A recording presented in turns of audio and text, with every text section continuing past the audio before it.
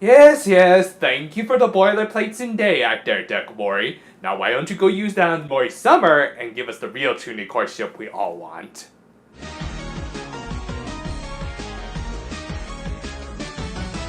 Seemed as though Isamu Murayama was just itching to get back into the writer's seat and decided to send the Precure right back to Plan Zenny this week. Even though they were just there a couple weeks ago. Thank you, Elena. I know I'm a little late this week, but you don't have to do my job for me. I haven't even had time to shave yet. Anyway, between those 2 weeks, someone had acquired yet another star color pen, specifically a certain spoiled rich lizard. Yep, this was Dramas' abode, according to someone behind the Precure.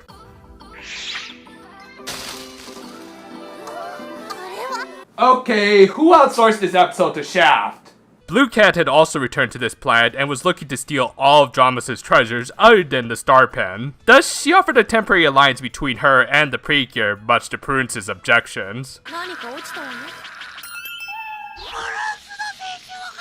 Do you have no faith of many, a waifu chaser? The Precure tried negotiating with Dramas to get the pen, and he refused. Understandable, especially after a certain someone cost him a massive fortune worth in auction items. However, he did want to give them a chance and decided to play a game with them and sent them down into his dungeon. There, he challenged them to escape from a room rigged with security lasers. BC managed to find them using her pre-cool sunglasses, and just to further hammer home her competency, she cooked up a plan in which Elena would distract the security lasers while she disarmed it using Prunsu as a rope.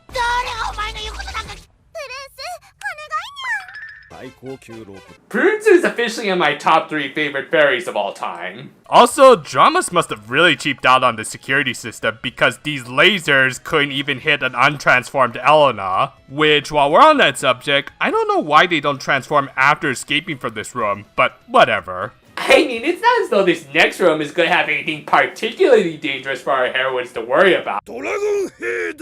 I did not think that through! And yes, Madoka did try to justify them not transforming, but 1, it doesn't hurt to be prepared, and 2, who cares if you rough up these guys a little? They're hired goons, and you're trying to recover all-powerful MacGuffins that could decide the fate of the universe. I think you girls would be forgiven if you just harmlessly knock them out a little. Anyway, they managed to escape from Dramas' guards thanks to BC and her disguise perfume, which let her transform into him, and even replicate his voice. It fooled both the goons and even Elena, even though you could clearly see her china buns and cattail, which Hikaru managed to figure out. You'd think with her many siblings that Elena would be a little bit better at spot the difference. However, the distraction only worked for a little bit as Drama sent his men right back their way. This forced our heroines into retreating right into the lair of the Rancor. Okay, obviously they couldn't use a Disney IP, but this thing was just as, if not weirder looking, a rainbow-tailed Cerberus Cyclops.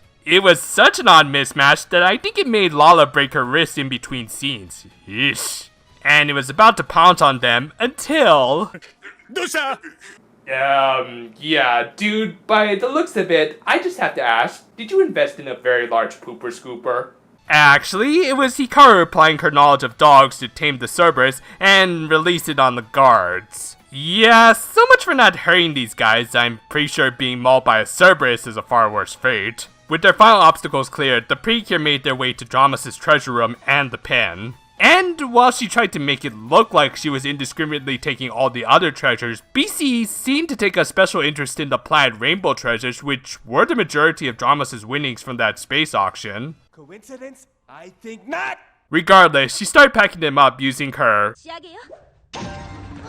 This show really likes to steal tech from its fellow toy animation. However, Dramas, being more than a bit of a sore loser, decided to use his last security system to destroy his own treasures rather than letting them fall into the hands of BC. As it turned out, she was more of a Robin Hood of sorts, stealing from the rich and giving to the poor, with the exception of the treasures from Planet Rainbow that she kept for herself. And when Dramas was about to destroy said treasures, the Precure finally transformed to save them. Oh yeah, I kind of forgot they were searching for one of her pens, thereby kind of making this an Elena episode? Yeah, standard amount of screen time for one of her episodes. Hikaru and BC managed to corner dramas, but since we can't go one episode without them showing up, the notarators arrived out of nowhere led by Capard.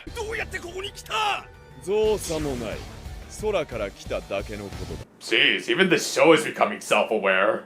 Seriously, I almost thought this episode wasn't even going to bring in these guys since we already had a significant antagonist in dramas, and I certainly didn't think he would become a victim of the week twice. If this lizard wasn't such an unlikable putz, I'd almost feel bad for him. Anyway, Capard got a pretty cool, but completely impractical 3-sectional staff weapon of the week, and also unintentionally allowed BC to take the giant remote. Wait, was Dramas always this big? Because based on his last appearance, he didn't seem that much bigger than the Precure. The answer is don't think about it. Anyways, thanks for saving her treasures. BC helped recover the star pen, giving it to Elena, who... Wait, let me guess. She used basically her regular attack, but with barely visible zodiac symbol in the middle. Am I right?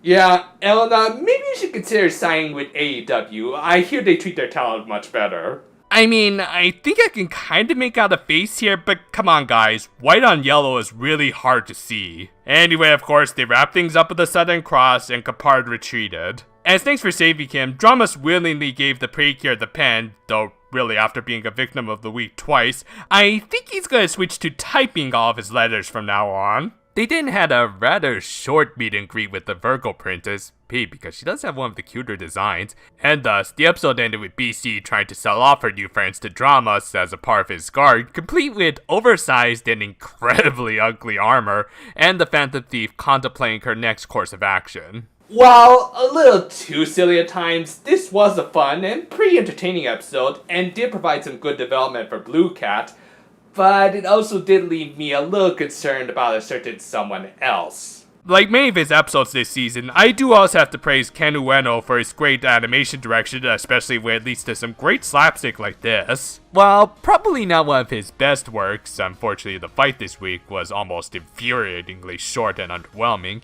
he still did a great job with facial expressions that just plain looked good even on Dramas and his soldiers' odd proportions. Though, of course, the character with literally the most flexible face had the best expressions. Seeing Prutsu still bending to the will of his idol is both hilarious and yet kind of tragic. Though, as we've seen through this episode, she's not all that bad. On top of being incredibly resourceful, we learned that Blue Cat was also Robin Hood with some possibly tragic connections to a decimated planet. By the looks of it, they could take this character in many interesting directions, especially with Hikaru, who thankfully is starting to take on her leader role a little better than in previous outings, with her actually applying her knowledge of dogs in a creative, or imaginative way, you could say. It's just a pity that the same can't be said for another member of her team. Yeah, let's address the yellow elephant in the room. While I was mostly joking about this being an Elena episode, it clearly was meant to be more of a Blue Cat episode, this was still the episode where she likely got her last star pen. Yeah, assuming the Precure are going to evenly divide the 12 star color pens, that would mean that the Virgo pen was the last pen she needed to complete her set. Thus, while I can understand wanting to develop Blue Cat ahead of her other big debut that we all know is coming, it does kind of feel like they're taking away from what should be a bigger moment for Elena, as again, she was the first in her team to complete her set. And yet, ever since receiving her first pen, Elena's focused episodes have been progressively degrading, with her last pen episode being half about her, and this one not being about her at all. I mean, I'm sure we'll get more Elena-focused episodes in the future, but the fact that she's gotten so little to work with as we're closing in on the 20s of this series doesn't generate a lot of hope for this character when even the head writer seems disinterested in her. Overall, while fine and even pretty great episode for Blue Cat, it has left me more than a little concerned over the lack of development of a certain Cure of the Sun. So yeah, again, sorry for the late review, but again, we had to go see my sister over the 3-day weekend. But good news, she's doing well, and we'll be able to finalize her living arrangements for when she comes back to this state. Here's hoping everyone else at least had a fun 3-day weekend. I imagine a lot of you didn't have to bend to the will of your very pregnant sister. Regardless, I managed to get some good work done, so look forward to my next big review coming out sometime next week. And until then though, farewell for now my friends, and I need to go buy some shaving cream.